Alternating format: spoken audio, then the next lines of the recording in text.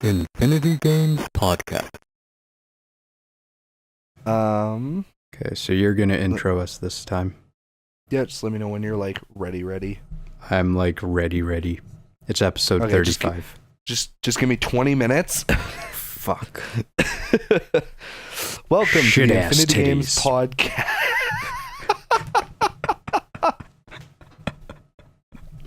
Oh god. A reminder, we are rated explicit on iTunes.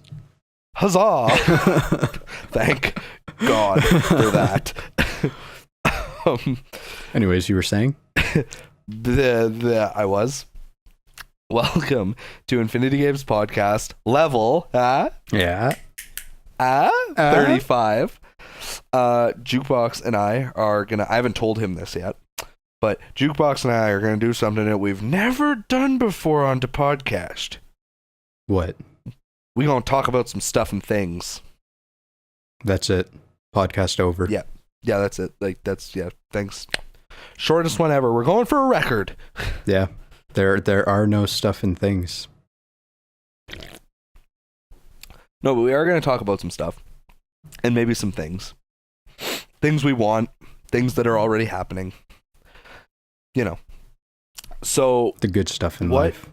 yeah, so just to kind of like, so we're not cheating technically.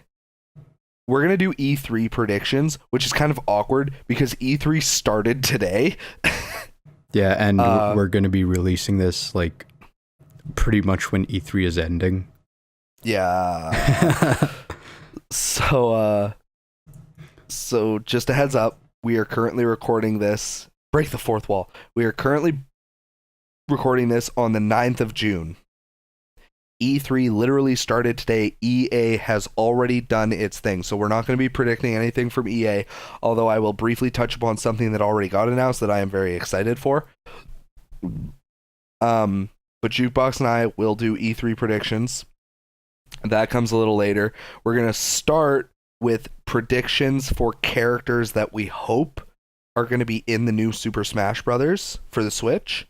You know what, And dude? also, I think this is going to be fun because we're going to make our predictions and people are already going to know and they're going to listen to this and be like, wow, those guys are fucking stupid. yeah, right? Who? Or maybe we like nail them, like everybody we predict is in and they're going to be like, they're geniuses. Yeah, one of the two. It's either going to be like, who the actual fuck picks a Tetris block to be in Smash Bros? Or it's going to be like, holy Jukebox. ass, they predicted it. Do you imagine? New challenger! And then an L block just comes smashing down out of nowhere. No, it's Takes the got to be link the out. straight one. No, dude, that's going to be like the different costumes. It's going to be like the Z, the square, the straight, the L. Oh, that'd be fucking wild. The final smash is like a line clear, and like anything in its like way just dies. Yeah, it's like the boundaries of the game just kind of smash down and you're stuck in the box. And then the line starts coming down on you. So because So you I don't have a want moment Jukebox to jump have, out. Yeah. So I don't want Jukebox to have any breathing room or say in the matter. So that is officially one of his predictions, regardless of how fucked up it is. Okay, I'm writing it on the list. There. Great. I love how he just goes with it. So we're going to start with Smash predictions for people we want and people we hope are coming in, people/things, whatever. I'm not a psycho.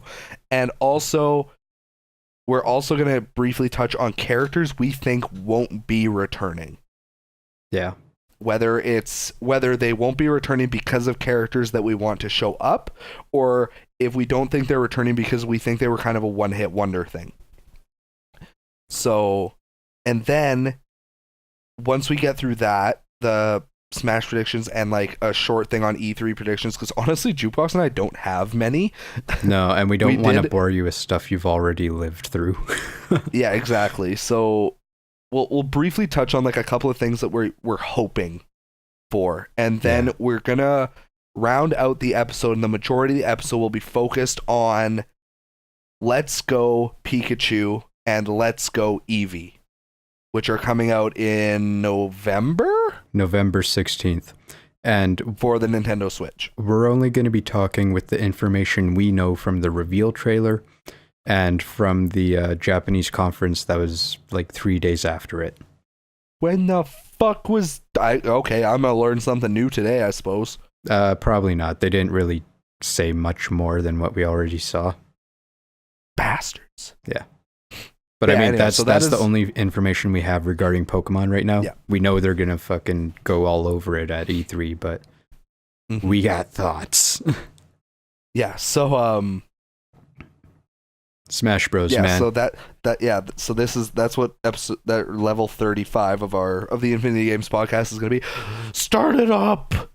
Okay, Smash Bros. They Oh, revealed bro, it. did I tell you about the fucking giant dump I took today? No, I'm kidding. Perfect. Absolutely the most important thing we need to talk about on the podcast right now. I knew it. How big was it? Just massive. Like a Like I- legitimate log? Like I had to go and buy a new toilet because the one that I dumped it was just too far gone. There was no saving it. Did it curly Q or was it just like a straight shot down through the ground? Like there's a hole. Yeah, That's there. unfortunate. Yeah, like that shit must have been made of dark matter or something. Because like I jumped like 18 feet straight up after it was fucking crazy. You nibbler ass motherfucker. Yeah. Fucking dropping Futurama Okay, so anyway, bombs. enough about what comes out of my ass. Yeah, what comes out of Smash Bros. Is Nibbler is a new playable character. Oh God. Not actually. Let me pull up my notes here. Do you want to start us off with one of yours, or do you want me to start off with one of mine? You know, I'm going to start it off, and I'm going to go with the most frickin' obvious one, because it was in the reveal trailer. The Inklings are going to be in there. Could you imagine if it was just like the biggest troll ever, and like we get it, and it's like, oh, no Inklings. I think It's like, lol. they're going to have a really weird moveset, because really all they They're got gonna is have a a really gun right now. They're gonna have a fucked up one. They got Well, a gun, and they can like transition you know what into a they- squid. You know what they could do if they felt really adventurous? What was that? They could make the Inklings function kind of like the Pokemon trainer. Oh, that'd be weird. Like let's say, like their down B or their down special could be like switching their guns, so they could go from like the regular blaster to like The paint roller to like, I don't really know the Splatoon weapons, but like that'd be kind of cool if you could switch between like 2 or 3 of the different weapons, then they had different movesets. That'd make them a lot more fun to play, honestly. You know, I bet you they're going to be like the different special moves will be the different weapons. Yeah. And then the final smash will be like a paint bomb or something. That would make Or I sense. guess an ink I bomb. could see their final I could see their final smash being they launch up into the air and they come Yeah. down as a squid, and wherever they land is just massive explosion, paint explosion. Yeah, that could be I it. could see that being a thing. So yeah, Jukebox and I are also going to be very briefly predicting movesets, I suppose. Because that's fun. Okay, that was the most obvious one. Hit me with one of yours. I got the avatar from Fire Emblem Birthrights and Fire Emblem Conquest. Because I have no like, clue who that is, but I agree a Fire again, Emblem character needs to be in there. I'm gonna be referring to the avatar as a female because that's how I play through literally any game where you can choose gender. If it's not an MMORPG or something, I will pick a female. Always. Currently, I am not a woman, so playing a female in a fantasy game is one of those things that I don't know. It makes more sense to me because I'm like, why would I be a boy in the fantasy game? I'm a boy in real life. I'm already living that one. Right, so Yeah, I you prefer got the playing swinging dick. You want to live without it for a while. Yeah, pretty much. But yeah, so as far as the avatar from Fire Emblem Birthrights and Conquest, they're like a half dragon or something like that. So the whole thing is you can use swords, you can use magic, and you can use a dragon stone to transform into a dragon. So obviously they'd play a lot like Robin currently does, and I think that's who they're gonna replace. So I feel like they just function a lot like Robin, save, a couple of obvious differences. And then, wait, no.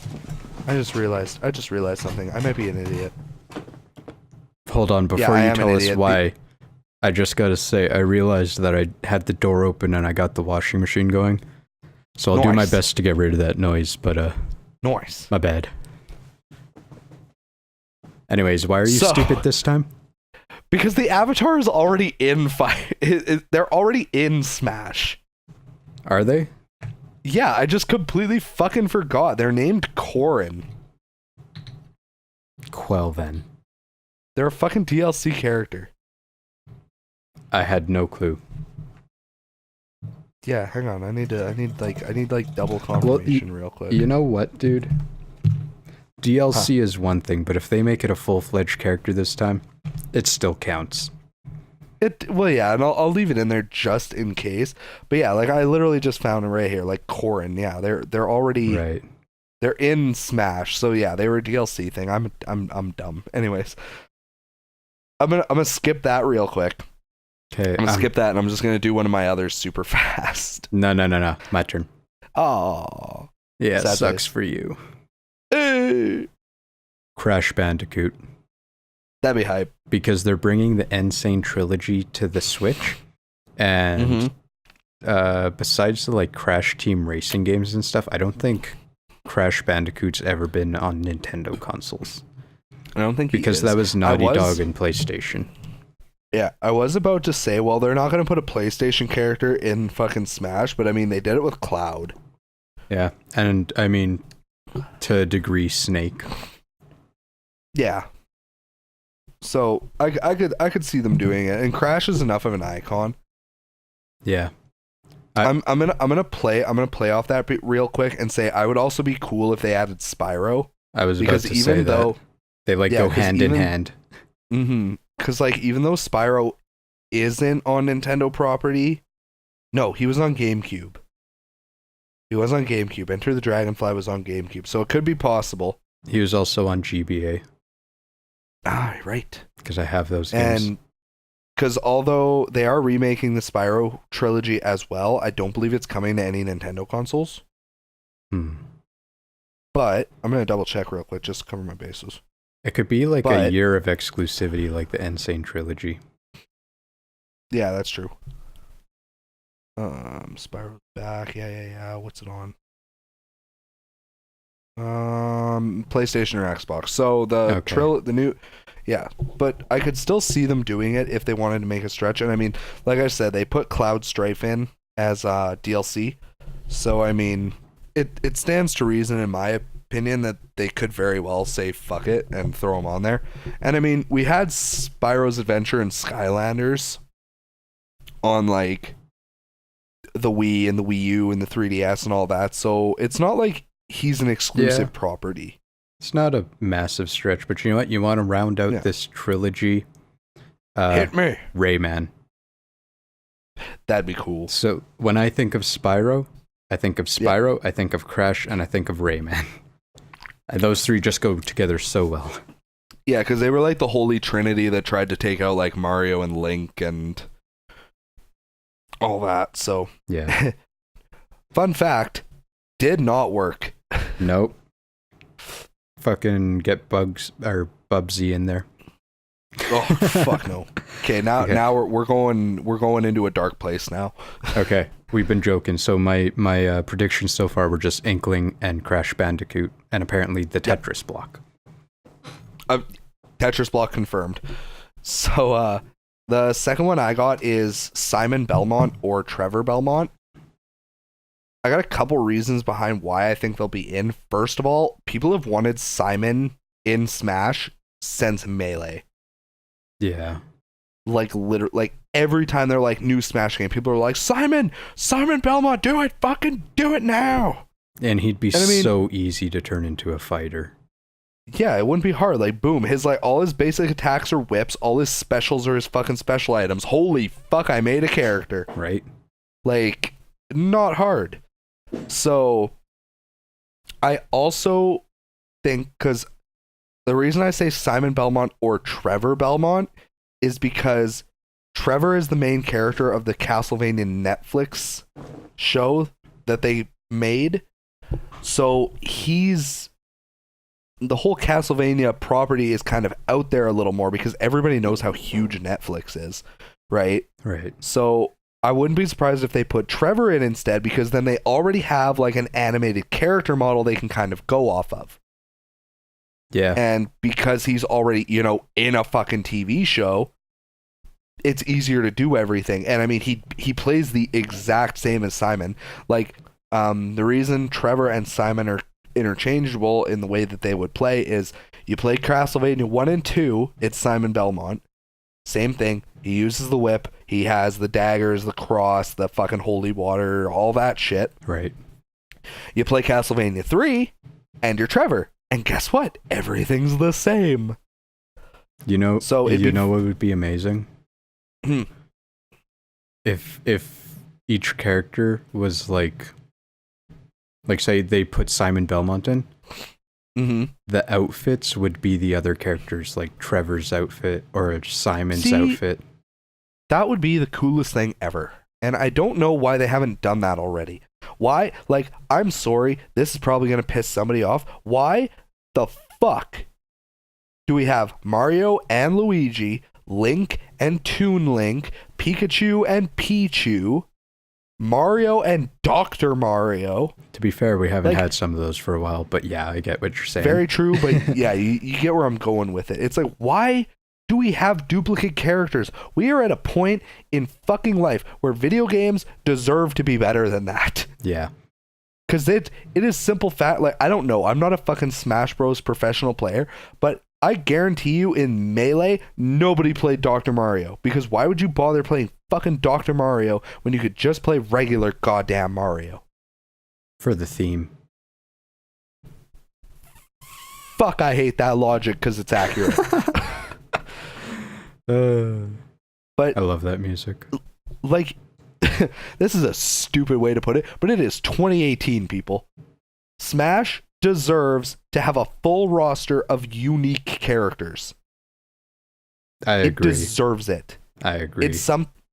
So Luigi should be, like Jukebox just said, Luigi should be an alternate skin for Mario.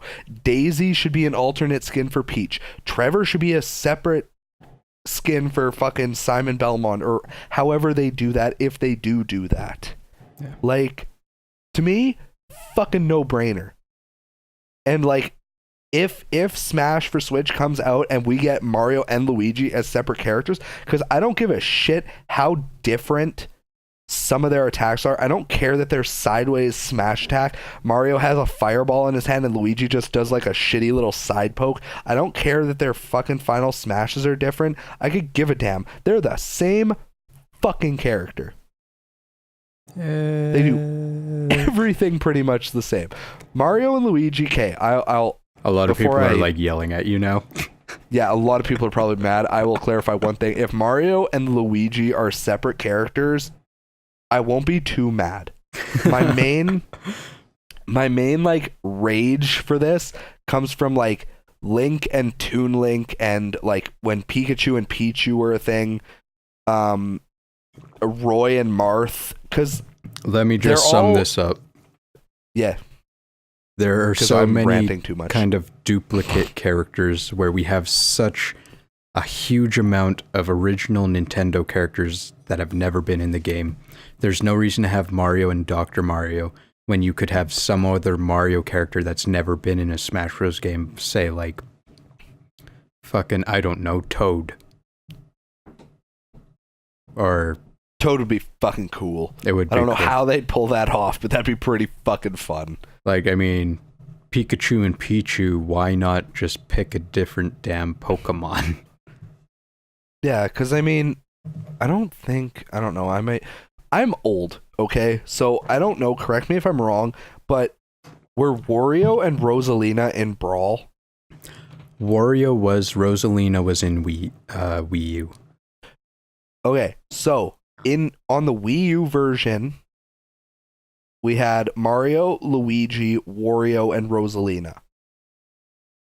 Right? Yeah. I think so. So in Brawl, we had Mario, Luigi, Dr. Mario, and Wario. So again, we're going to finish this up because I hate that I already have ranted for like 5 fucking minutes, but this shit gets me so heated.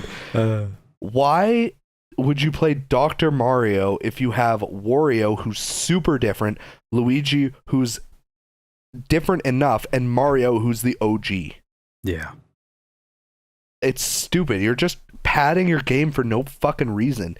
You've only had 15 years of fans saying, do this, we want this, we'll love this, it'll be awesome. And people literally on forums doing full move sets. People are talking about like guard cancels and fucking time to attacks and like total distance your fucking up B save move will go for fan-made characters.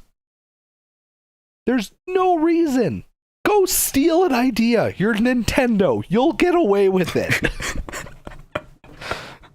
Oh dear God. Okay, dude, I'm cutting you off because okay. Because here's my next prediction, which you might think should be an alternate skin for like Peach or something, but I think Am I gonna smack you? Pauline deserves to be a character now because they fucking brought her back after like 30 years since she was in Donkey Kong.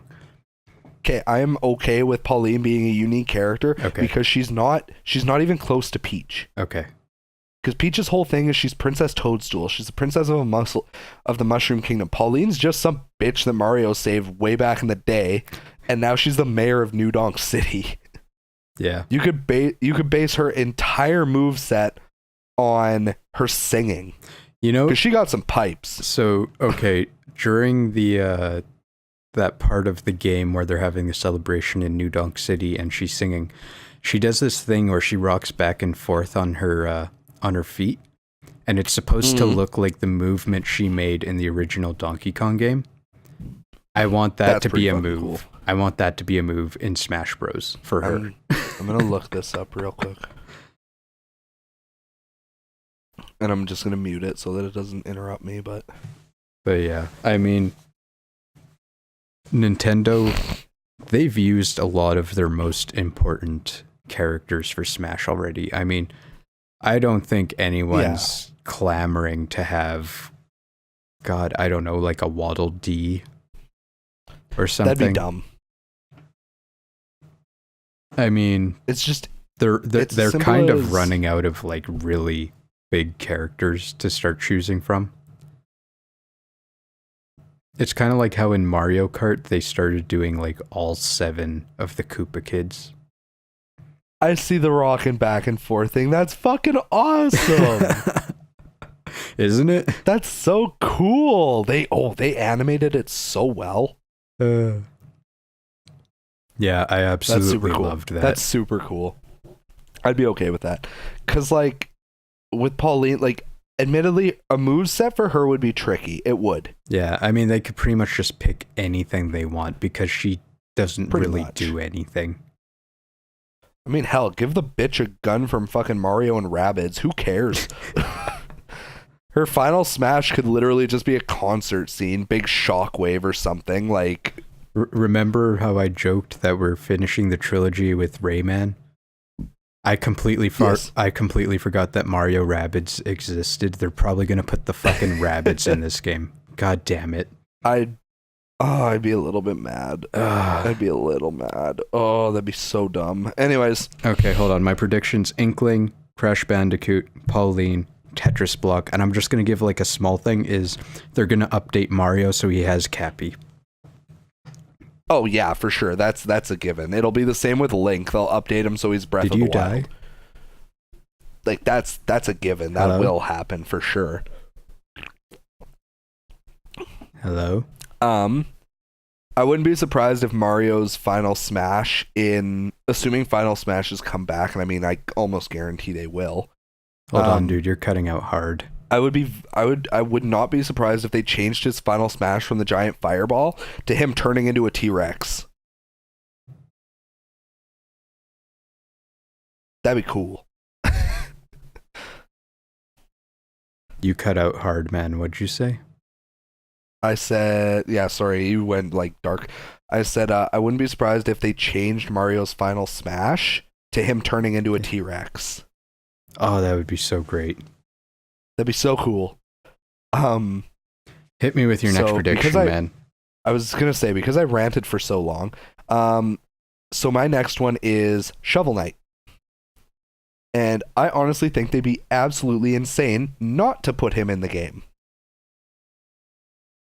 Because although, in their defense, if they didn't put him in the game, I would personally assume it's because he would most likely play similar to Link. He'd probably play very similar, especially with like the downward shovel stabbing and the pogo stick and all that.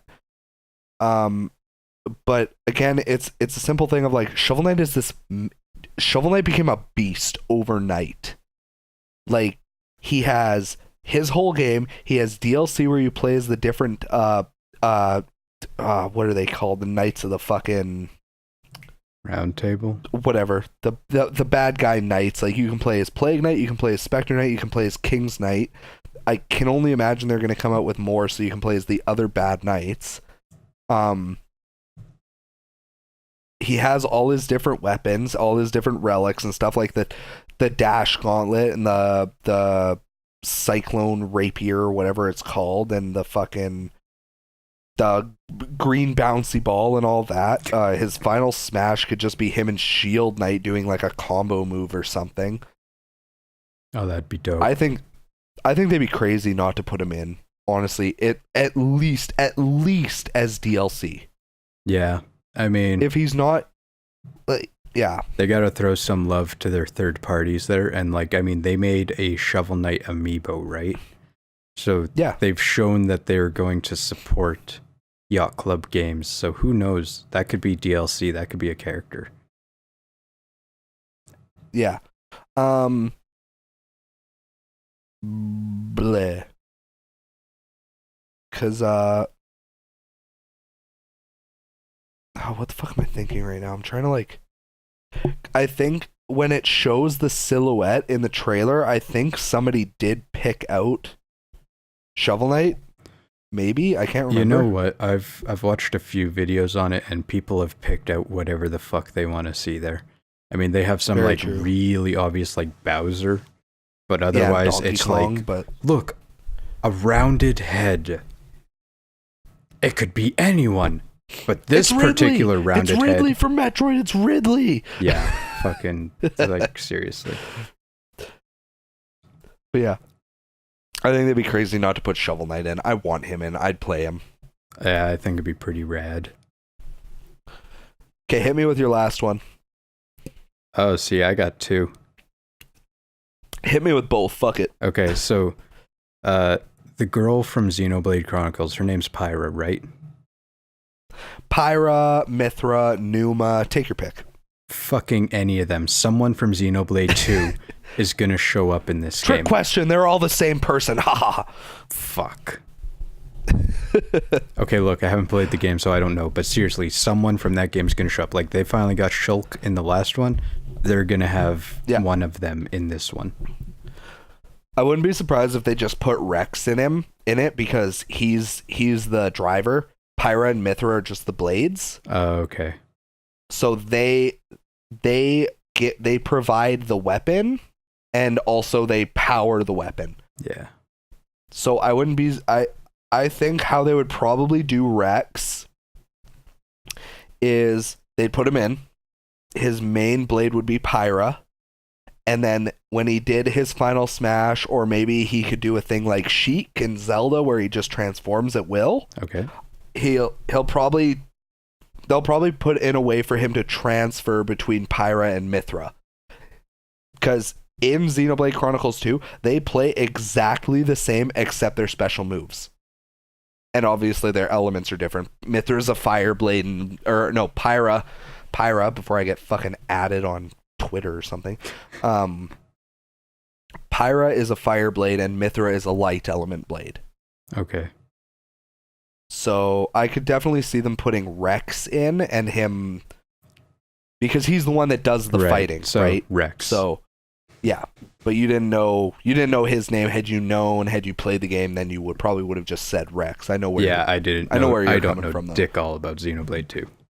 Except that it's awesome because I've told him that. Yes, several times. Beautiful.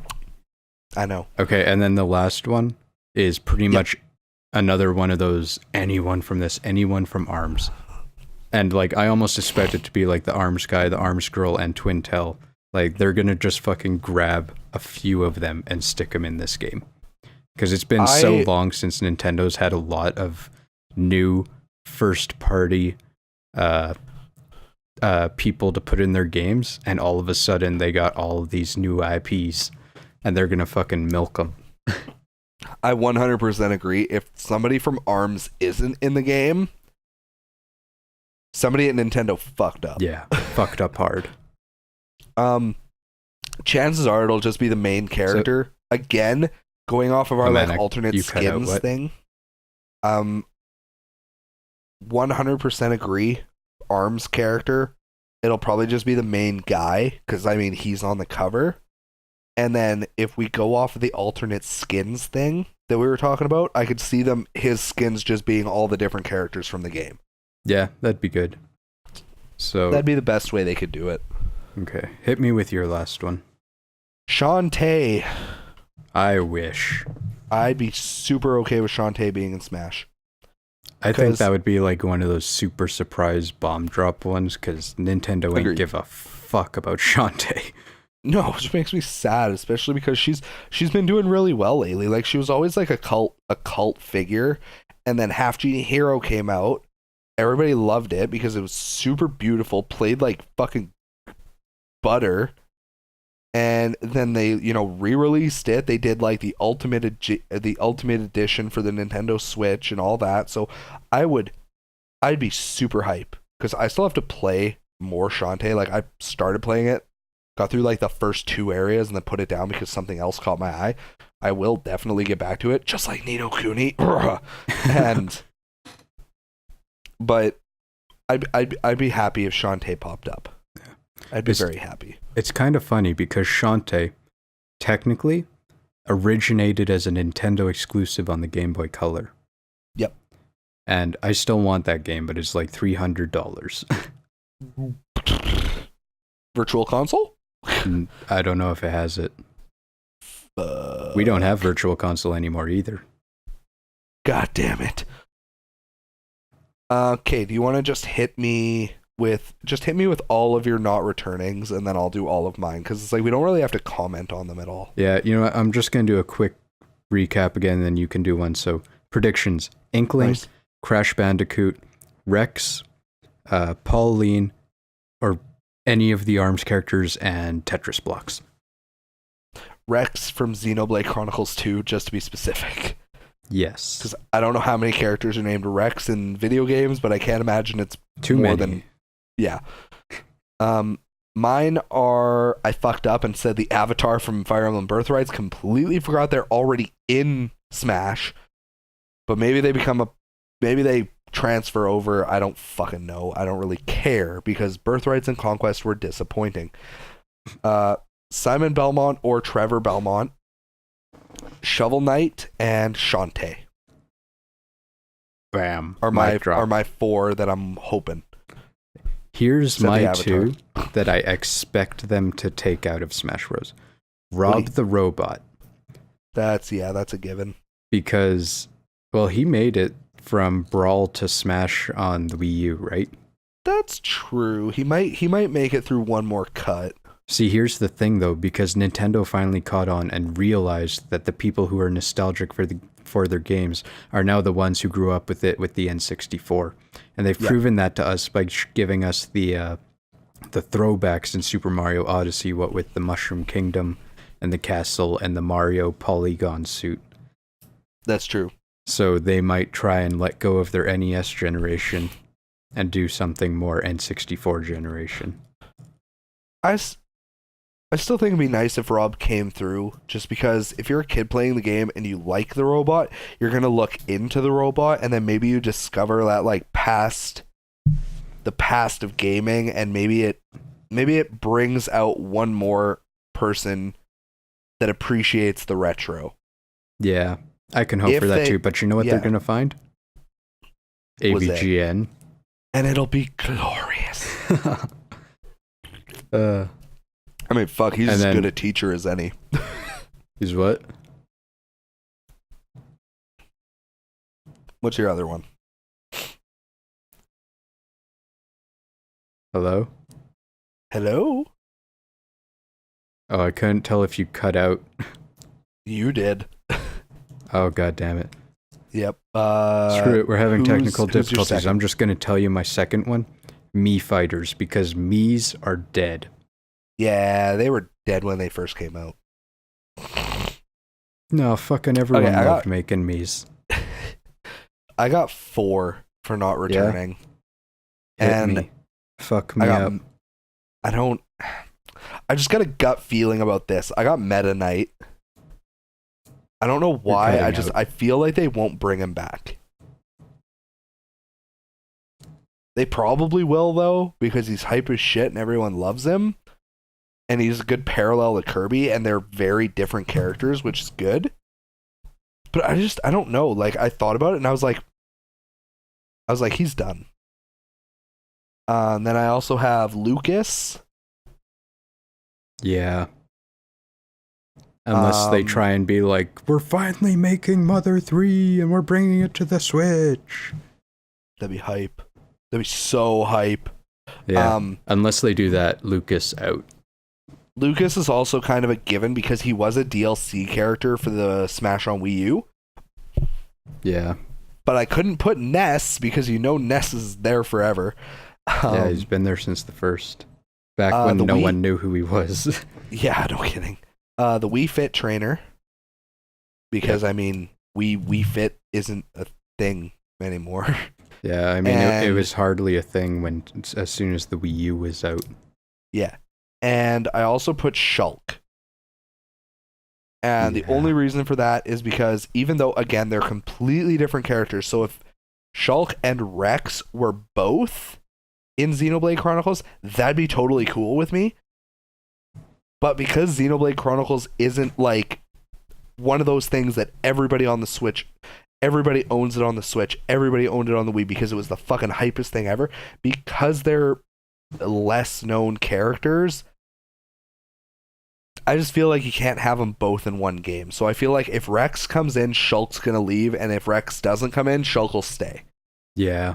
Is pretty much how I feel that's gonna go. And I feel like it's gonna be out with the old, in with the new, because Xenoblade 2 sold so many copies. Yeah, it did really well. Yeah. It was the first Xenoblade to pass 1 million. I helped. Yeah, you did. I am the 0.0001%. Nice. Eyo. Okay, so those are our Smash predictions. It's funny, we said this was going to be so quick, and then it was like half an hour. That's my fault. I ranted. No, that's okay. Okay, what do you have for E3 predictions? Because if you have any, just do them all. I'll do all of mine, and then we can get on to like ranting and raving about Pokemon because I know we both want that. Yeah, I'm literally just gonna lift him. I expect literally nothing to come out of Microsoft, or at least nothing I'll care about. Microsoft is dumb. I expect another ass in Creed. Pretty sure that's already confirmed somehow. Oh, probably. Well, they said they don't want to do one every single year anymore. And I think what they meant to say is we didn't want to do one every year, so we're not going to do one for a single year. Yeah. I expect a Kingdom Hearts 3 release date and Final Fantasy 7, but I can't give a single fuck about Final Fantasy 7 anymore because they keep changing everything. It's like, now it's episodic, now it's got the new fighting system, now it's this, now it's that, and I'm like, I don't even care anymore, because it's not going to be something I want or enjoy. You suck. What the fuck am I supposed to talk about? And then I predict, and I want your prediction too, I predict Nintendo will win E3 this year. Okay, that's unfair. Why? That's not a competition! I mean... If anybody's gonna come any amount of close to Nintendo, because Nintendo wins like 4 out of every 5 E3s. Because I mean, they lose sometimes. They do once in a while. They lost last year, in my opinion. I hardly even remember last year. The only company that ever comes close to beating Nintendo is Sony. Yeah. That's literally the only people who ever come close. And the only reason they won last year is because God of War put them over the top. If they had nothing on God of War, if God of War still hadn't come out or came out earlier or whatever, and it hadn't been an E3 staple reveal type thing, they wouldn't have beat Nintendo, in my opinion at least. But yeah, I do fully agree with that. I almost guarantee Nintendo wins E3 unless Sony drops a bomb. And I mean like the bomb of all bombs. Like I mean like if they come out and they're like Kingdom Hearts comes out in September and Final Fantasy VII the remake comes out in December, then they win. You know what? Even if that happens, I still don't think they're going to win. I think the only way they're going to win is if they come out and they're like PlayStation 5. That ain't happening. Seriously, dude, because like fucking Kingdom Hearts, we already know Kingdom Hearts is coming this year. It doesn't even matter when the date is anymore. It's coming this year. It matters to Final me. Fantasy? Like I said, it's like no, okay. They're changing what it was. So I don't care anymore. People still care a lot, but I mean, we've been waiting, what, 3 fucking years? Yeah, it's been forever. It's not like it's going to be some massive special reveal and Nintendo's just going to be filled with them. Yeah. Okay, so my E3 predictions, I was going to mention Kingdom Hearts 3. I'm also not going to mention Kingdom Hearts 3 because it's already a given we get a release date. They've already confirmed it's coming out in 2018. If they don't give us a release date now, they're like, when the fuck are we supposed to get it? When are we supposed to get it? When? Oh, I'd throw something. I swear to God, if we don't get a release date at E3, that's what it's going to be. I'd cry. I know you would. I'd actually cry. Yeah. Like you would get a call from Hylexton. She'd be like, "Jukebox, I don't know what to do. He won't stop. He won't stop." And I'll just have to tell her to wait till 2019. She'll be like, "I'm leaving him." God damn it. So obviously release date. I really want a release date for the new One Piece game for One Piece World Seeker. I'm hoping we get a release date because they've also confirmed that it's coming out in 2018. We just don't know when. Hey, that's one of your bingo card things. It is. Hey guys, remember at the start of the year we made these predictions for the rest of the year? I bet we're going to find out a bunch of them at this E3. I'm 2 for 8, bitches. But yeah, so I would like a release date, but at the same time, the One Piece game it's not really big enough for like an E3 thing, you know? Yeah. So I feel like it'll just kind of like get a release date announced, but it won't be through E3. But I'd like for it to be through E3. Yeah, that would be nice. I mean, a lot of smaller games get the release dates at E3. Yeah. You just don't hear about them in the big headlines, right? Yeah. And the final prediction I'll give, because I could keep coming up with more. Of course. You know what? Fuck it. I'll give 2. I'll give 2 because they're both quick. Okay. I predict that Nintendo, just because it's Nintendo and they get the biggest fucking boners over giving everybody hype, they're gonna drop the name for the new Pokemon game. Ooh. They won't give us anything else. They will literally give us nothing. They will be like, this is the title. You know what? It'll be Pokemon something. You know what? I'm going to flip that because I think they're going to talk a lot about the Pokemon game Let's Go, because they need to elaborate on a lot of things. I think they're going to give us a title for Metroid Prime. That'd also be good. I agree with that one. Yeah. And my last one is, I want a new Tales game. Yeah. I want a new Tales game. I want them to quit with all this bullshit, and I want them to take it back to how it used to be.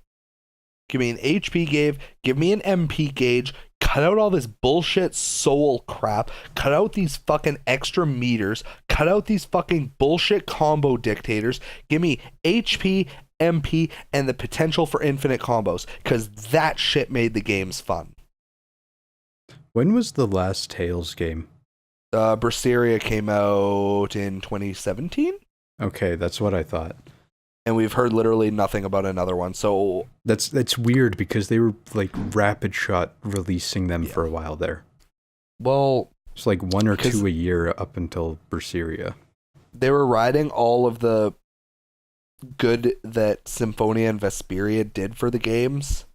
Yeah. So they were like, well, fucking pound them out. We know people will buy them. And then because Asteria and Zelia and Berseria were also, you know, quote unquote, because I mean, people could very well argue, were so bad. Yeah. You know, they're probably like, well, all right, I guess the well's dry. But I would like another Tales game. Yeah. And that was another one from your bingo card. Mm-hmm. Okay, so I think we've gotten through all our predictions. What was the one thing that you were super hype about that's actually been shown at E3 now? I completely forgot about it, but I got hype as fuck when it got announced last E3. BioWare is making a new game called Anthem, and it's like you play a character called a Freelancer, and you pilot exoskeleton super like Iron Man suits called Javelins, and it's like open world, explore, get loot, monsters, all that shit. It looks fucking awesome. And they revealed they did more gameplay today. They just announced they did more gameplay and also a cinematic trailer, I believe. I still have to watch them. I haven't had time. I'll probably do it the second we're done recording, but I'm fucking excited for that game. It's going to be so fun. I remember it from last year, and I remember it looking pretty, and I also thought it looked a lot like a Halo game. Yeah. Well, Yeah. I mean, BioWare, they're the people that did Mass Effect and Mass everything. Effect. So yeah, it's going to look it's going to look similar to all that, right? There's only so much you can do with a third-person shooter, right? Jukebox. Yeah, huh? Let's go talk about Pokemon. I hate you. I hate you so much. Crickets in the background. Anyways. Okay, first thing I want to know, because obviously we're both going to buy it. Which one are you getting? I'm getting Pikachu because Kari's getting Eevee. Perfect, because I'm getting Eevee. Nice. You want to know what butt hurts me, though? What? The game is only the original 151, so I don't get my favorite Evolution. You'll get over it. It's funny because I've been playing Pokemon Go pretty much since it came out. And I was stoked to be all on the 151. Yeah. And I'm still stoked on it. Okay. You said, yeah. I was about to be like, how do you want to structure this conversation? Then I was like, duh, we already did that. Yeah, man. I want hype meter. I want yours. You want mine? I want yours, even though I know it. Solid like 8 out of 10. Wow, I was expecting a 9. You know what? Because when you first asked when we watched the trailer, it was like 10 out of 10. It was 11 out of 10. It was fucking up there. But then you think about it. No, I've had a week to just chill. True. I'm still hyped for everything. Yeah, I'm still hyped for everything. I'm just a lot more chill on it now. That's fair. Okay, so Jukebox's original first watch trailer hype, 11 out of 10. Yep. Current hype level, 8 out of 10. Yep. My original hype level, and before I talk about this, we're going to rewind a little bit. If you're watching right now and you've watched our past episodes, just in your head, in the comments, let me know what is my like general love for Pokemon. Out of 10, what is my general amount of love for the Pokemon series. It's a Googleplex. I'll give you a couple of seconds. I'll give you a couple of seconds. I'll give you a Googleplex. That is a solid number. I don't think I need that many zeros though. But so if you've watched before, you know that I am obsessed with Pokemon. I have loved it since day fucking one. I still love it to this day. Even though Sun and Moon were terrible, I still bought them like an idiot. Anyways,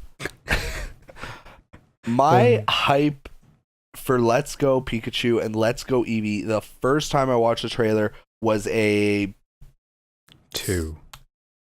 I was gonna say like a generous 2 out of 10. Yeah, that's what you told me, man. Yeah, because, and we'll talk about why in a little bit, obviously, because like we said at the beginning, that this will be the bulk of our conversation today. Yeah.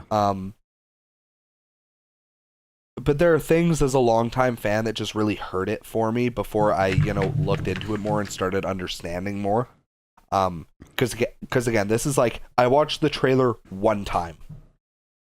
And I was also at work when I watched the trailer, so I wasn't 100% focused on it. But yeah, my original hype was a 2 out of 10. My current hype is, honestly, it's probably the exact same as Jukebox. It might be a little more, it might be a little less, but it like an 8 out of 10 seems like a very good place. Because, again, we'll talk about it in a sec. There are a couple of things that hurt the score a little bit. But there are a lot of things that keep the score very high. And we're going to talk about those right now. Jukebox, what are you most excited for with these games? I'm excited that it's Pokemon Yellow. I hate you. You're wrong. What? You want to know what the best part about these games is? What? Your Pokemon follow you. Yeah. It's funny because like it's true but also like completely irrelevant. Yeah, I mean, in Yellow it was only the Pikachu followed you, right? And it was the best thing ever, and then it took like 8 years for it to happen again. Yeah, Heart Gold, Soul Silver, they followed you in that, right? And everybody loved it. Then they were like, we gotta get rid of that. Yeah, it's not, fucking assholes. Everybody loves it, can't have that, get rid of it. Yeah, that was a bad move on their part. Yeah, they fucked up. But seriously, I'm in love that it's Pokemon Yellow because I love the shit out of Pokemon Yellow. Oh, me too. That was my bet. Oh, we're not talking about that again. I am not talking about that for the 15th fucking time. I don't know which episode to go to. All of them. All of them. Honestly, throw a rock. You'll probably hit one where I've mentioned this. Pokemon Yellow is like my first ever personal game, so it holds a very special place in my heart.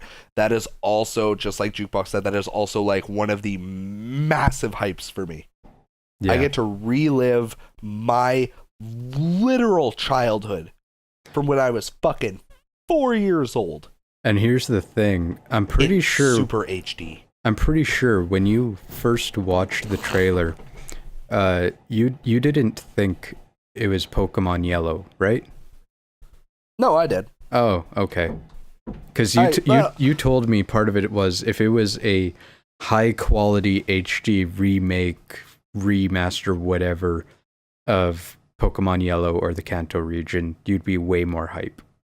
That's fair. I will also retract my statement. When I very first watched it, I did not clue into that. I clued into that very shortly after. Oh, okay.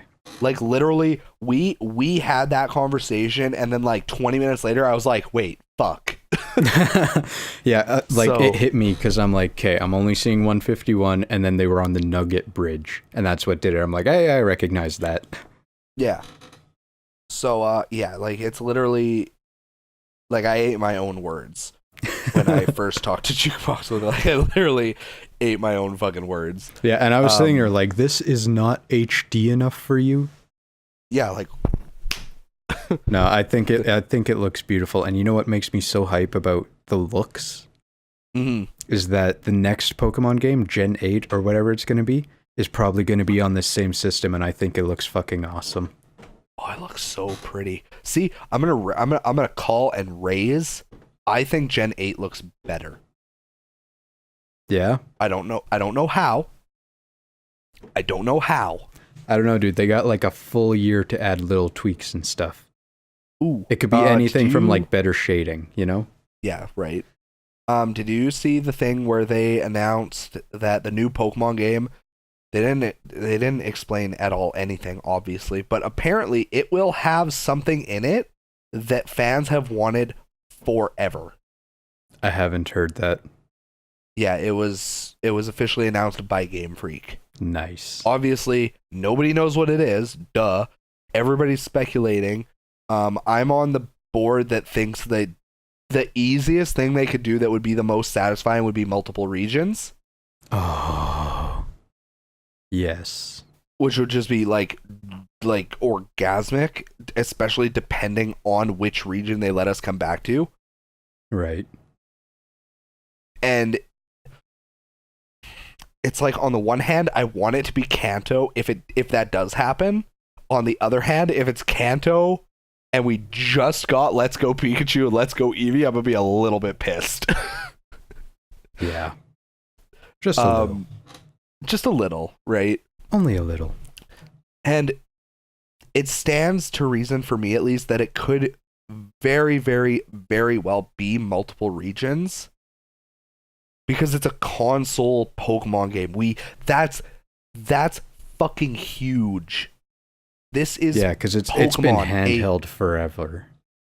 Yeah, and there's only so much you can do on a handheld. This is going to be a core Pokemon game. This is literally Gen 8, Generation 8. Sun and Moon was Generation 7. X and Y was Generation 6. This is brand fucking new. All new Pokemon, all new region, new gym leaders. So help me fucking God if there are not gyms. Oh, God. I'll murder someone. Yes. I agree. I have a fucking Mega Buster. I will blast a bitch. I might need to rig it up so it shoots a flamethrower, but I'll make it happen, goddammit. Yeah, just buy it from the Boring Company. Get it straight from Elon Musk. Oh, perfect. I'm not actually threatening you, game. Please don't ruin my game. I love you. Please bring back your Drill Dozer. Oh, that'd be fucking awesome. Another E3 prediction, Drill Dozer. Legit, dude, I actually have that game complete in box. Fuck, actually? Yeah, actually. I got it for like $2. Nice. That's fucking cool. I remember I emulated that game. Lots of fun. Yeah, and I mean, it's got like the Pokemon aesthetic to it, like the pixel art and stuff. Mm-hmm. It just reminds me of Pokemon. It's super nice to look at. Anyways, Pokemon stuff. Okay, so let's quickly touch on one of the things that for me hurts the score, but also kind of it's interesting, but I have concerns. And that's, you already know, obviously, but that's the Pokemon battles. Yeah. Because to clarify, anybody who hasn't seen the trailer, if you haven't, pause this, go watch it, please. Do yourself a favor. Yeah, we're not going to explain it, so just go watch it. Yeah, just go watch the fucking trailer. It's 3 minutes. If you've sat through 45 to an hour of this podcast, go watch 3 minutes of a Pokemon trailer. God damn it. Pokemon battles are no longer a thing. Wild Pokemon as encounters, far as we know. Yeah, as far as we know, wild Pokemon encounters still very much in the game. Yep. But when you encounter a wild Pokemon, it switches to a Pokemon Go style, where all you can do is capture it, which you do by using the Joy-Con to throw the Pokeball. And to clarify, the first time I saw that, I got fucking mad. I got really mad because they fucked with my system. And that's what happened to the Tails games. And mama don't play like that. I say mama because I play a girl in the Pokemon games. Shut up. Since Crystal. God damn it. Bleh. And it's funny because I was concerned because I was like, where's the Pokemon bells? But the moment I saw them like actually throwing the Pokeballs, I was like, hell yes. Like, for the catching aspect, it adds a little bit of skill to catching. Yeah, which is... And I mean, kids are going to have a blast throwing Pokeballs. Like, up until this point, it's just like A. Hold down and B guarantees capture every time. Yeah, fucking always do that shit. 30% of the time, it works 100% of the time. Who's good at math?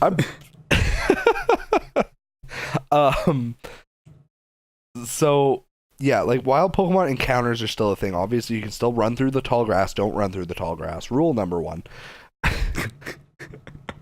That shit's a trap. Admiral Akbar would not be impressed. Wild Pokemon encounters are still a thing, but like Jukebox said, it's you get into battle. Let's say you run into a wild Caterpie, and it becomes exactly like Pokemon Go. There's a white circle. It has a shrinking circle. Throw the Pokeball. If it's inside the colored circle, you get modifiers based on how small the circle is. Yeah. Which obviously boost your capture rate. Or in Pokemon Go, they boost your capture rate, and if it works, you get extra points for a skillful Pokeball throw. Yeah, we get increased experience points for a good throw. For being a boss.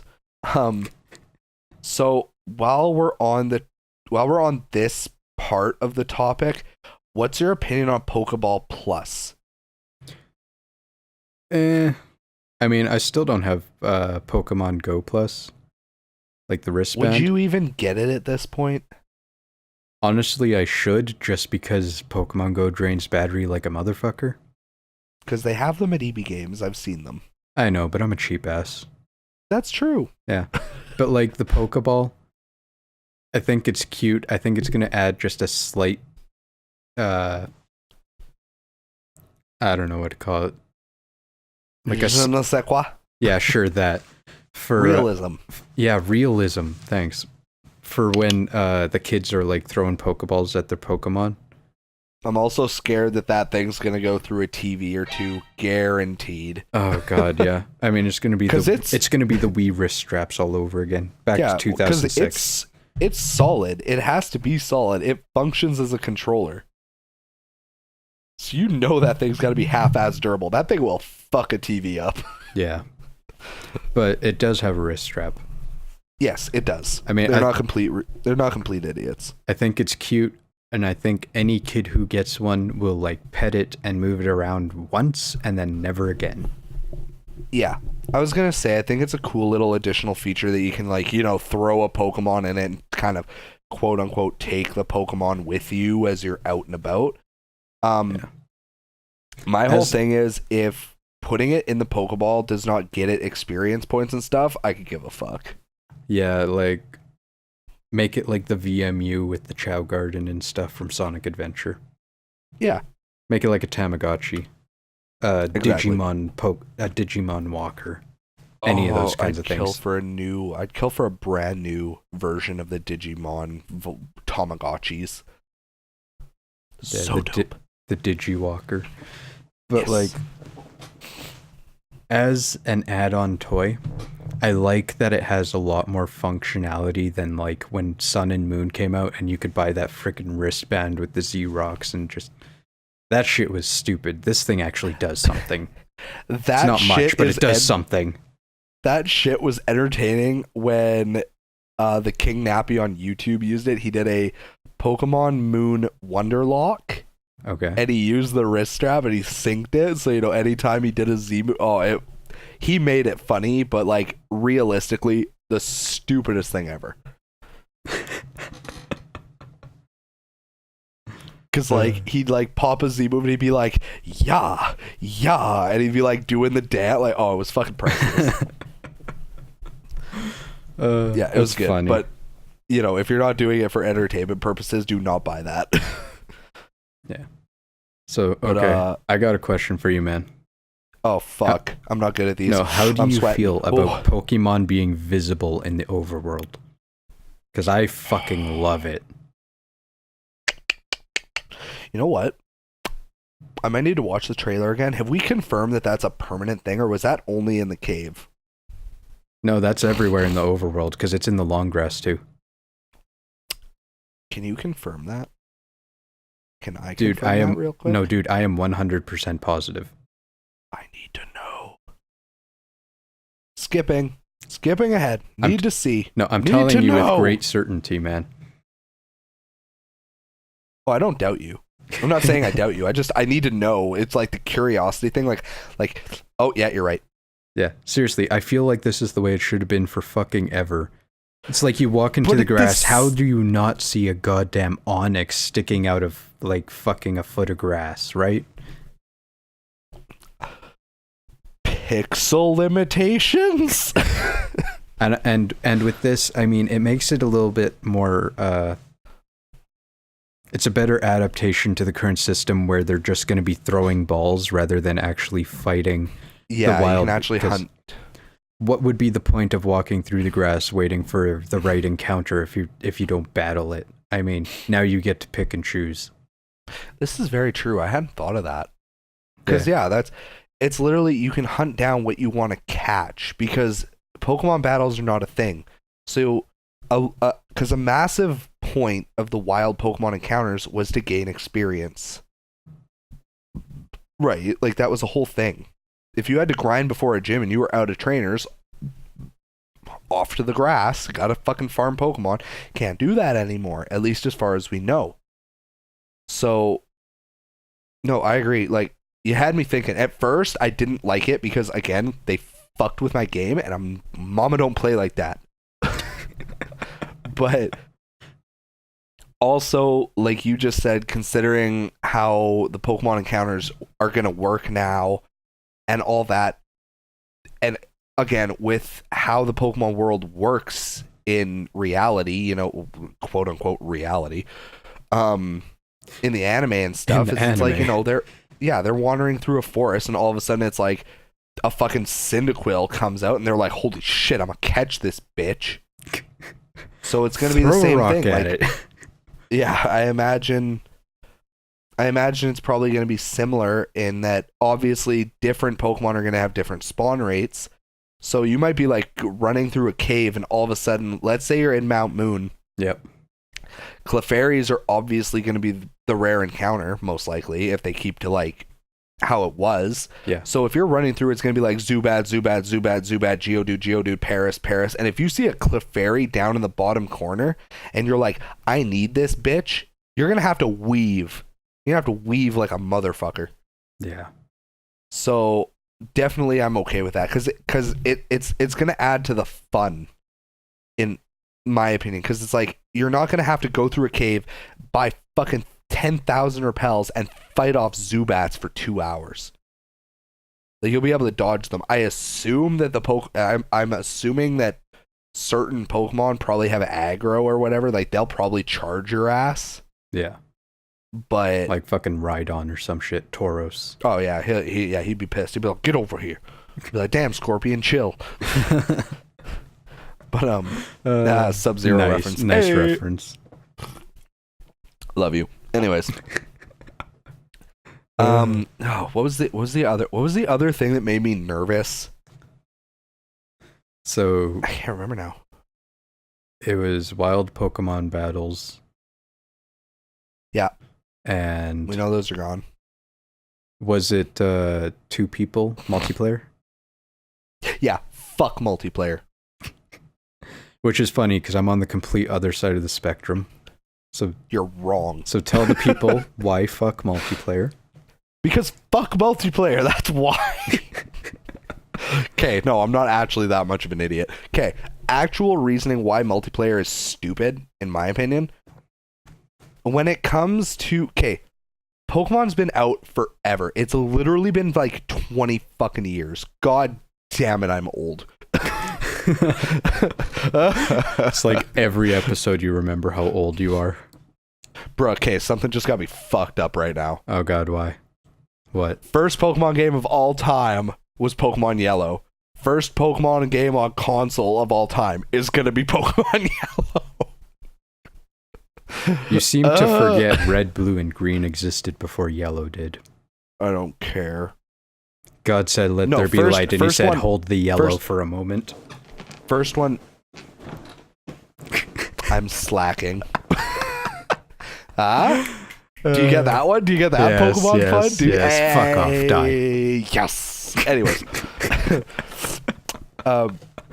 Because the reason I say first Pokemon game is it's the first Yellow one was you the got. first one. Yeah, I played. I didn't play Red and Blue until a good while after. I didn't play Red or Blue until like 7 years ago. False, because Mom and Dad used to occasionally let me rent them from Blockbuster. Ooh. But I was 5. I didn't know what I was doing, so I'd like load it up. They'd be at like Cinnabar Island, and I'd be like, "What do?" It's almost inevitable that someone's listening to this going, "What's Blockbuster?" Oh fuck! All right, listen up. No, don't even get into it. Pokemon. Heaven on earth.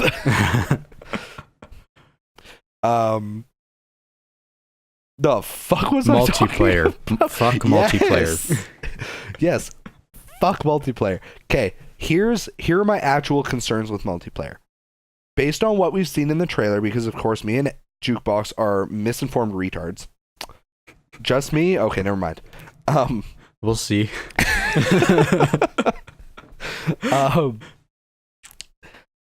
Based on what we know about multiplayer, your friend chimes in, right? They follow you around.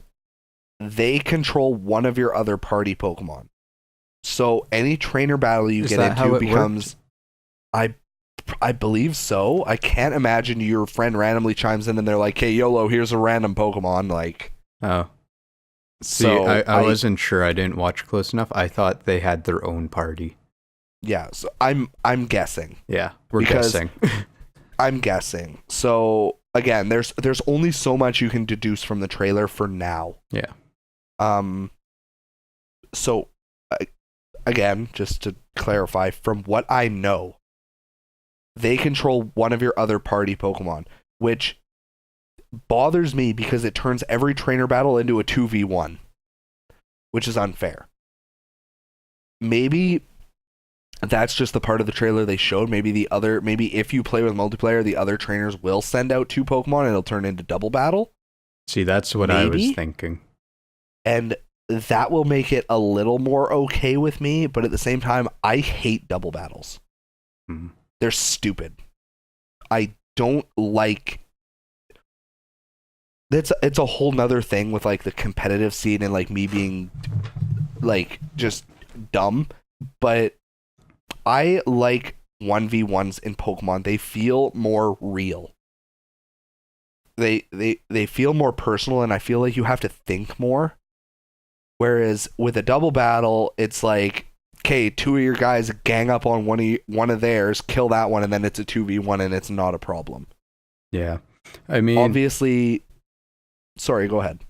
So with the double bells, that's a part of why I thought multiplayer was kind of cool, is if it does do a double bell system, it's truly 2 people actually controlling rather than you controlling 2 Pokemon. It'll actually feel like a double battle. Yeah, and it will add, because it's like, let's say I play with my fiance. Let's say we do the multiplayer, and I mean, chances are we're going to end up doing it, assuming that the multiplayer has a little more substance than I currently think it does, which is like part of the reason why I'm like, fuck this shit. Yeah. But because my fiance Hylexa, she enjoys Pokemon, but she doesn't have a deep-seated love for it like Jukebox and I do, because she didn't grow up with it like Jukebox and I did. Yeah. So she doesn't fully understand all the type advantages. She doesn't fully understand, what Pokemon is what type. Like, I can look at literally probably any one of the 800 Pokemon there currently are. I can tell you its typing off the bat. Like, Jukebox would probably quiz me and I'd nail every single one. Like, I almost guarantee it. We should actually do that on a podcast. That would be fucking fun. Hey guys, level 36. Hey, Pokemon trivia. So my other issue with multiplayer is I feel bad for the person who's playing the second player, because I just realized what part of the trailer would imply that the multiplayer person gets their own party. What is it? Anyways, there's a part where there are two characters and they both have Pokemon trailing them. When you first see the multiplayer thing get hyped up, when they first shake in, they don't have a Pokemon behind them. Yeah, so the part you're thinking about is when it's like the Gengar and the Electrode? Yeah. Yeah. So yeah, that's why I thought they each got their own. Yeah. But again, to me, it's still let's assume for a quick second, then we'll move on because I'm sick of ranting.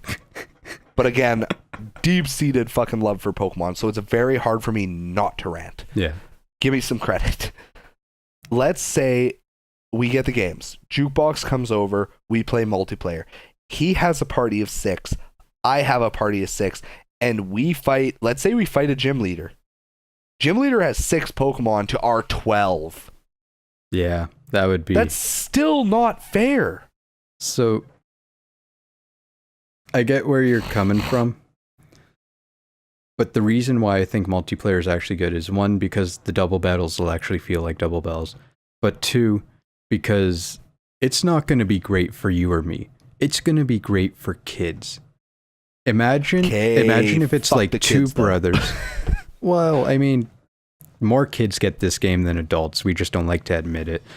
So let's say there's like 2 brothers. I hate you for saying fucking that. Player 2 is going to be like Luigi. No one wants to fucking play as Luigi, but at least you're playing the goddamn game, right? Yeah. I love That's Luigi. what it's going to be like. And like, if you watch people play Pokemon games, unless they're doing some sort of lock or they're cutting out the grinding or any of that kind of shit, it is boring as fuck. So to have any amount of input, even if it's just throwing a ball, is something above what there currently is as a second player. That's very fair.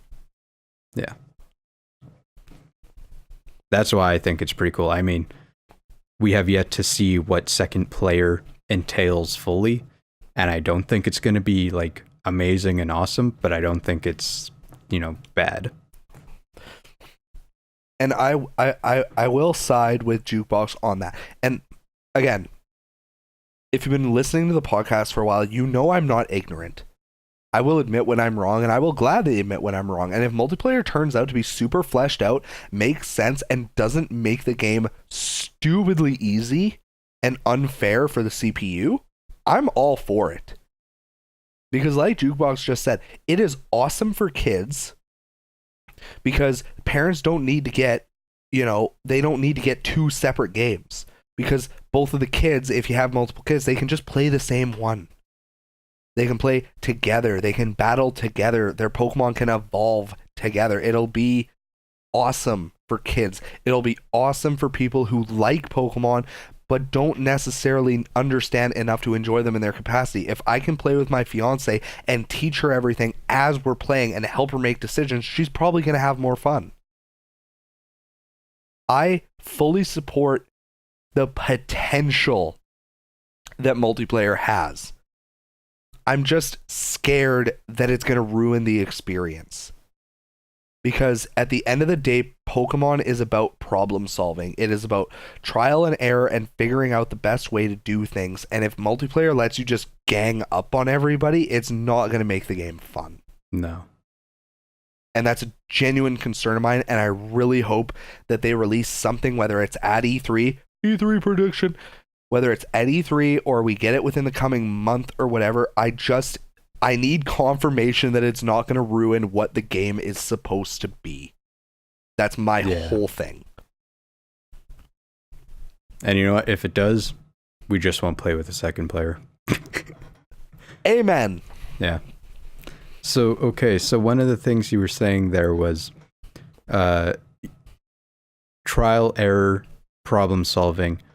Getting rid of wild encounters gets rid of a lot of the problem solving for catching things. And I'm going to give some reasons for why I actually like that we're not doing wild encounters specifically for a first gen game. Giver. And then I want to talk about theories for how we're going to level up Pokemon and what the system might be. Oh, that one's pretty easy, but I'm down. Yeah. So, Gen 1, grinding is boring as shit. No matter what area you're in, you just fucking wipe everything, no matter what. Like, I'm never running back to the Poke Center to heal. I'm just sitting there killing shit. It's boring. Yeah. I don't have to problem solve and be like, okay, this guy, I need to put him to sleep so he doesn't teleport away or some shit. No, fuck it. I'm going to fucking flame his ass and he's going to die. I'm going to get experience. So you're going to catch that Abra like a real man. Yeah. And in first gen, it doesn't help a lot to really knock them down in HP. Like, what is it? Like, once you get to a third, it doesn't make any difference any lower you go. So I think anything after that is dependent on stat effects. Yeah, so really, you could just sit there and throw Pokeballs at shit, and you will eventually catch it anyways. So why not integrate the Pokemon Go system where throwing balls now has a skill attached to it? Yeah. Like, I'm not going out into the fucking Viridian Forest and being like, shit, this Caterpie man, how am I going to catch this bitch? I ain't thinking shit. I'm just going to throw a Pokeball at it.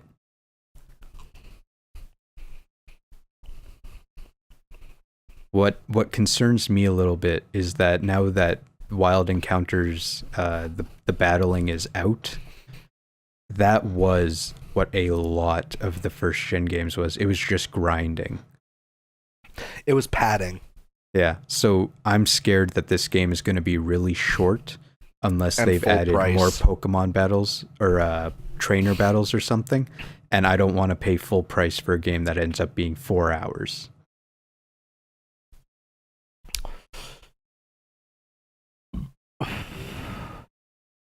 Still with me? To elaborate on what Jukebox is saying, if you love math like Jukebox and I do, I don't know, Jukebox might have a hate for it after, the 4 years of torture he went through. Fucking love math. Me too. Anyway, if you also love math, you probably safely assume that a third to a quarter of any Pokemon game is wild Pokemon. Whether you're running from them or not, the encounters take time.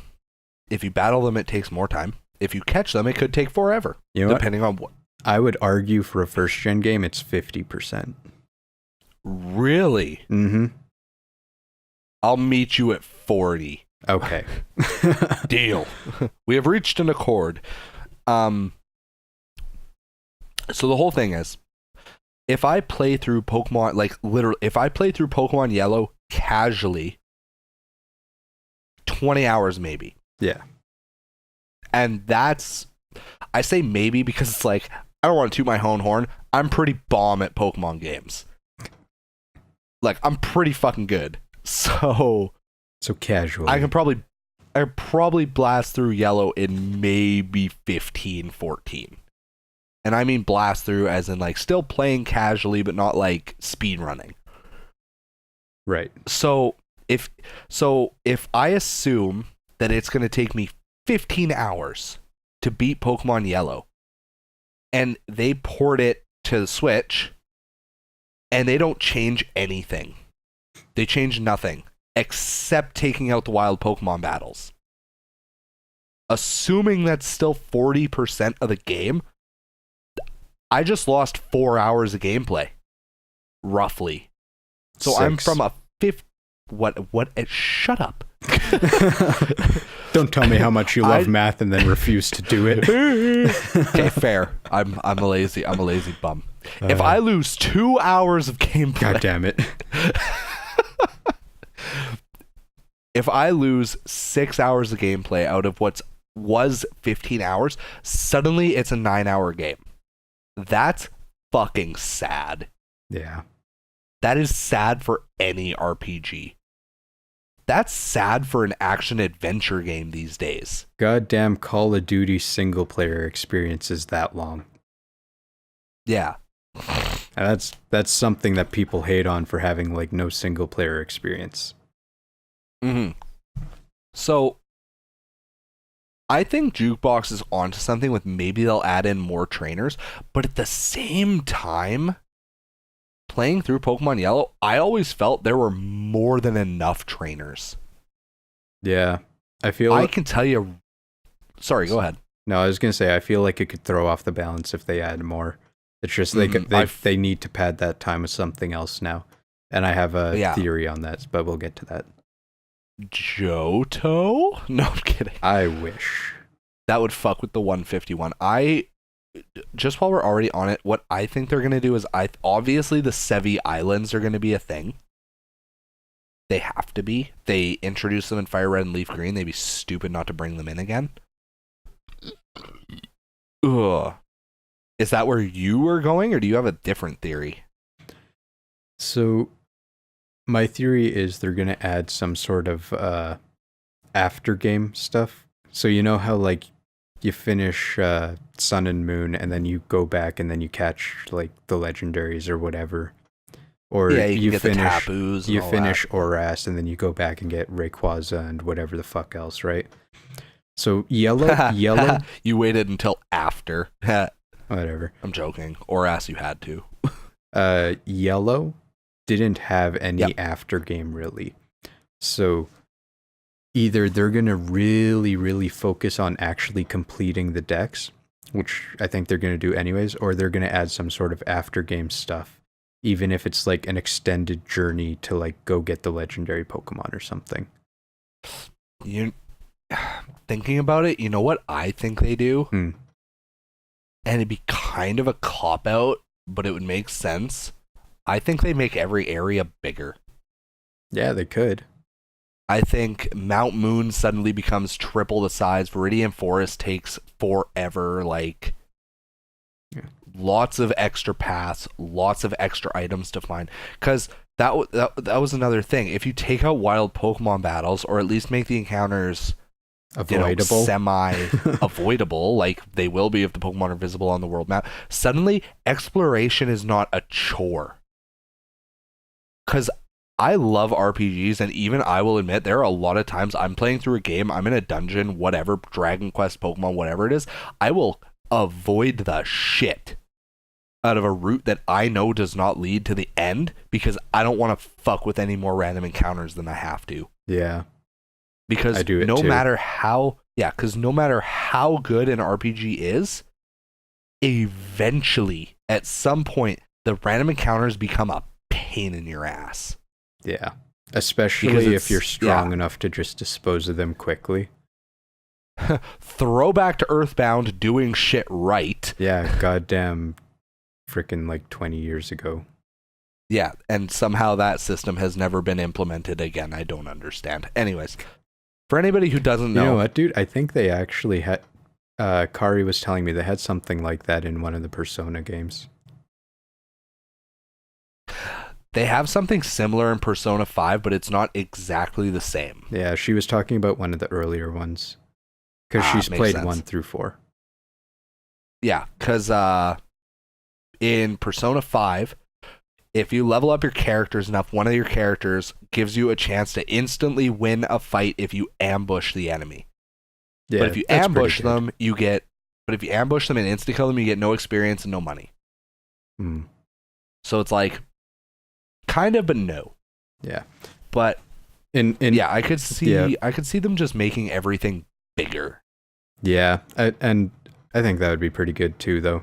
Like, they should make it bigger. I'd be okay with that. Like, you run through Viridian Forest without any encounters, it takes you like 30 seconds. Yeah, actually. Yeah. Fun fact, in red, blue, and yellow, maybe not yellow, maybe it's only red and blue, there is actually a path you can take through Viridian Forest. You will get no wild encounters. Speed running. There is because there is a certain way you can run through the grass. I guess it's like certain parts of the grass have like a diagonal thing on them. If you look closely enough, and if you run through those patches of grass, they are encounter free.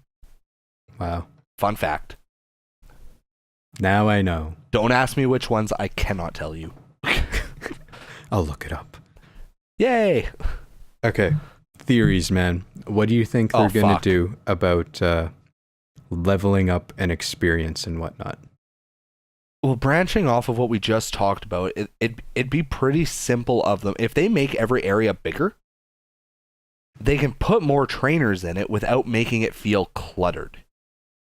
Right. Right? Because let's say you take Viridian Forest. Okay? So anybody who's played Red, Blue, and Yellow, take Viridian Forest, imagine it as a square, and make a 4x4 cube out of those, so that the original Viridian Forest is one of those 4 squares. Now imagine that the new Viridian Forest is the full size of those 4 squares by itself. You need more trainers. If you try to fill 4 times the space with the same 5 trainers, it's going to be just a slog. You're just going to be bored waiting to get out. Yeah. But if you bump it, if you make something 4 times the size and then, let's say, triple the amount of trainers, suddenly it's not that bad. Right? Right. Or am I just crazy? I mean, you're still crazy, but... Yeah, very true. But, so I definitely think that that's probably what's going to happen, to be completely honest, because you're releasing Pokemon on a console for the first time. It can't be the same size as the originals. It has to be bigger. It has to be, whether it's post-game content, more regular in-game content, or just everything being bigger in general. Yeah. You have to do something. The game has to not... You can't have a fucking 8-hour Pokemon game. You just can't. No. That'd be like the fans, me included, would burn it to the ground. Yeah. So, going off of my new hope that the game is just bigger in general, again, if you make the game bigger in general, you can add more trainers without it feeling too packed down. Yeah. And obviously, if you have more trainers, that's more opportunities for experience. So that kind of solves both problems. It makes the game larger. It makes it, so that you're not sacrificing length for whatever else. And you still don't lose out on any of the experience you get from the wild Pokemon battles because there are extra trainers to compensate that. So I think that's what's going to happen. And I'm hoping that's what happens. I like that theory. I never even really thought about... I never even really thought about, like, the world expanding and getting bigger. And as soon as you mentioned that, I was like, oh yeah, they better fucking make everything bigger. But I think it's going to be a mixture of things. So you're going to have trainer battles, and I think that will give the Pokemon themselves experience. But I'm wondering how much of Pokemon Go will actually be integrated into the system of this game. Because in Pokemon Go, Pokemon have a max level of 40. Mm-hmm. It's never displayed anywhere, but every time you power up a Pokemon by feeding it candies, it goes up one of those levels. So I'm wondering if they're going to have some sort of system like you walk with the Pokemon throughout the world, or you trade it over to your phone and you walk with it there, because there's a buddy system in Pokemon Go where you walk with your buddy, and for a certain distance it'll give you a candy. I'm wondering if we're going to be leveling them up by feeding them candies and gaining experience from trainer battles. I'd be so you're pretty much assuming that maybe, like, well, not exactly, but essentially we're going to have rare candies in higher quantities. Yeah, it's kind of a thing. Yeah, the candies in Pokemon Go are similar to rare candy. Yeah. Here. Okay. So, combined system, trainer battles, and candies. Because I think that would create a stronger integration with Pokemon Go and a system that the Pokemon Go people are familiar with.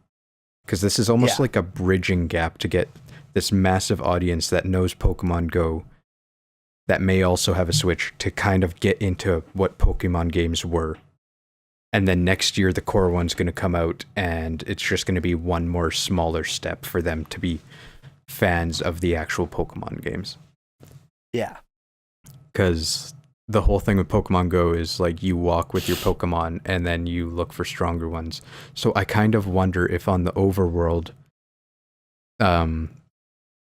if each area, the Pokemon that you encounter will be stronger if you're just going to have like a constant rotation in your party by just catching the current strongest, or if we're truly going to be leveling up our Pokemon and making them stronger. Yeah. And again, I can't imagine we won't be leveling them up, because if we're not leveling up, it makes evolution kind of a gray area. Yeah, and I mean, when you encounter a wild Pokemon, it does show a level. Yeah. Which is kind of strange and new to this, where you know the level of a wild Pokemon. Yeah, because in Pokemon Go, you have the CP. That has nothing to do with whether it can evolve or not. So yeah, it's CP doesn't matter for What? evolution. It's just combat power. Yeah, So exactly. the better your combat power is, the stronger it is. Yeah. And we've heard nothing at all about breeding and eggs and stuff. So that may still be in the game. I know a lot of people were freaking out that it doesn't exist, but they haven't confirmed anywhere anything about breeding. Because if that's still in the game, it adds to you walk around to do stuff. You connect to Pokemon Go where you walk to hatch eggs. Or in Pokemon Go, we still have EVs. Yeah. Like, we still have that system, but it's only for 3 stats, so maybe they can expand on it to be all 6. Right? Yeah. I definitely think breeding will be a thing, because we still have the daycare. So Do we? a big part of it, yeah. Was it in The the daycare trailer? was in. Well, no, but I mean, if they're making it a Pokemon Yellow remake, the daycare will have to be there. Otherwise, it'd be like, oh, the fuck. I mean, maybe. Until it's confirmed, educated guess. Until it's confirmed, it's kind of up in the air for me. Yeah, 'Cause we'll say I educated want- guess. Yeah. Because in the originals, in Red, Blue, and Yellow, the daycare was one Pokemon only, because obviously breeding wasn't a thing yet. When we got Fire Red and Leaf Green, the daycare became 2 Pokemon, and suddenly breeding was possible. So it's a matter of, do they bring the daycare back and make it how it was originally, where you can only put 1 Pokemon in it to level up, or do they make it like Fire Red and Leaf Green and have you be able to breed? And personally, I think they'd be stupid not to have breeding in the game. We've had breeding in the game since Gen 2. It'd be kind of dumb not to put it in now. Yeah, especially with, the connection to Pokemon Go where you walk to hatch eggs. Like, physically walk. And also with the fact that, like, shiny hunting is still a thing, competitive battling will still be a thing, all of that stuff. And if there's no breeding, shiny hunting becomes a monstrous pain in the butthole, unless they bring in, like, the Dexnav or, like, some other stuff. I think whatever, for the right? competitive battling, it's going to end up being a lot more casual. Like, no one's moving over to this one because it's still only 151. But I am really hoping for a lot more integration of trainer battles. I was actually hoping that if they were only going to have a trainer battle system for experience, that we would be able to battle each other over the internet more easily. Yeah. And I would really hope so. Yeah. Because that'd be good. That'd be cool. That'd be like if you and I were playing and it was like, okay, I just beat the 4th gym. Okay, yeah, so did I. Okay, fuck it. Let's battle for shits and gigs. Yeah. You know what I want? Ooh. I want them to do this. Pizza. But for Yes, pizza. No, this, but for Crystal. Okay, that'd be insane. And then we have, like, the phones, but it's like our friend codes or some shit. So you just call someone up and be like, hey, want to battle? That'd be fucking fun. That'd be super okay with me. Yeah. You know what's funny, dude? Crystal was, like, my first Pokemon game. I didn't know what a cell phone was back then. Me either. Yeah, it's really weird that I understood that it was like a portable phone and people could get a hold of me anywhere, because I just landline my whole life. Yeah. Hell, I still call Jukebox on the landline. Yeah, you Not forget I have a phone and you like use Facebook instead of texting. Yeah, okay, literally all the time. Okay, true story. Jukebox had a phone for like a year in junior high. And then he didn't get a phone again until literally like a year and a half ago. So, sue me if I went fucking like 10 years without Jukebox having his own cell phone. So naturally, anytime I need to contact him, it's second fucking nature to either call his house and ask his mom to put him on the phone, or to just Facebook him. Yeah, in my defense, Even though for like 4 of those years, I had an iPod Touch, and I was constantly within a Wi-Fi range. So I was like, I'm not paying for a phone. Just use Facebook if you really need to get a hold of me that bad. So I was always on Messenger. Yeah. So, you know. Good times. Anything else you want to talk about in detail, or do you want to kind of wrap this up and we can touch on it again if and when we get more information? You know what? I can't think of anything else. Okay. I'm sure if I rewatch it, I'd be like, oh yeah, this, but it's not hitting me right now. There's 2 things, both honestly super random. Do you think fairy typing will be in this game? Yes, because in Pokemon Go, they had fairy typing even when it was just first gen. Fair. Second thing, and this is literally just going to be a guess and a half. What type do you think this new secret Pokemon is going to be? Right. So when Professor Oak is shown in the trailer, yeah, behind him on the board, there's like a Rattata. Okay. And then there's an arrow, and it looks like a stone or food or something. And there's an arrow, and what it becomes is not necessarily eradicate. It has a rounder, bigger body, but it has like rounded ears. So I'm wondering if they're going to have some sort of new stone for evolutions, or if there's going to be new Pokemon or variations of first-gen Pokemon, which I wouldn't be surprised because they've already done Alolan, right? Oh, I see what you're talking about. You realize that's just a Rattata sitting down, right? Is it? Yeah. Hmm. Hate to burst your bubble, but God damn it. But I see where you're coming from for sure. But yeah, that is definitely just a Rattata that's sitting. No, it's a Jigglypuff from overhead. Son of a bitch. I'm actually going back through the trailer. Hold on. I'm looking at it right now. Well, I'm not. I'm making my way through the trailer. Making my way downtown, walking fast, gotta see some Rattatas. Oh god, that was a fast move. Okay. Pause. Yeah, right? Oh, got it. Like, back that shit up. Yeah, see, oh, like, it you is have the totally Rattata just running. one sitting there.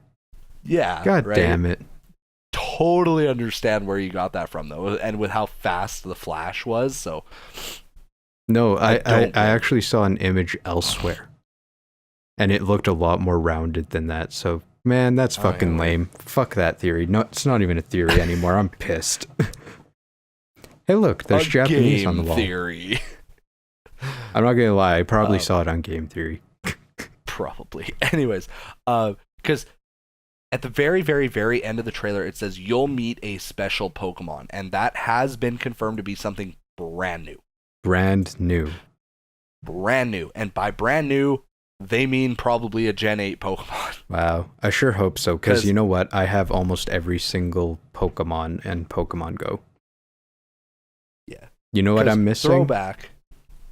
The fucking Mr. regionals. It's Mr. Mime, Kangaskhan, and Tauros. And Tauros pisses me off because we're in the region that he's supposed to be specific to.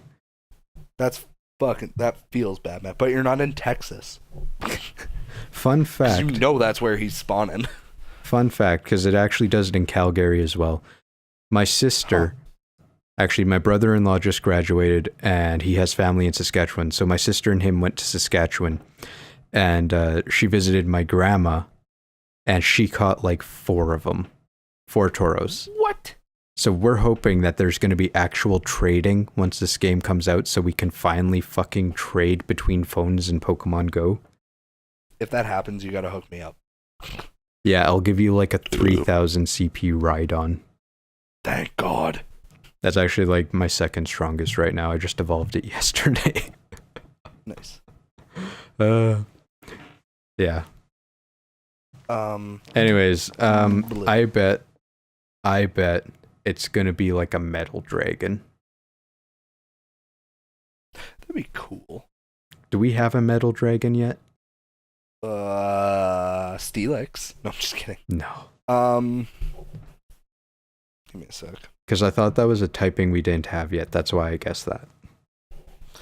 And I want to see if I can just remember real quick. Dialga. Dialga? Yeah, he's a steel dragon. Doesn't look like a dragon though. It's about time we get another one. Steel dragon. Word. I don't think it's gonna be a dragon. No? I don't think it's gonna be anything special. You know what I think it's gonna be? What? The fucking new Pikachu variation. Because every fucking game has one. We went from Pikachu to getting Pichu to getting fucking the Minun and Plusle, and then Gen 4 maybe we didn't get one. I don't remember, Maybe. man. Let me just check real quick here. Got it. Yeah, we didn't get one in Gen 4. But then and then we'll just skip ahead. In Gen 6, we got Dedenne. I'm honestly thinking that we're just gonna get another Pikachu. Essentially.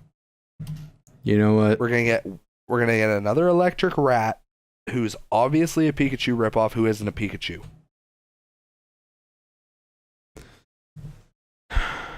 You know what? But I'd I'm be negative okay like with that.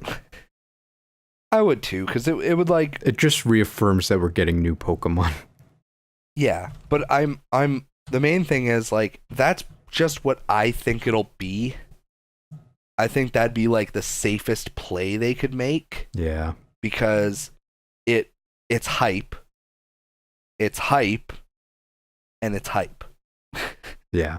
Because it's hype because there's something new in the 151 that we didn't get before.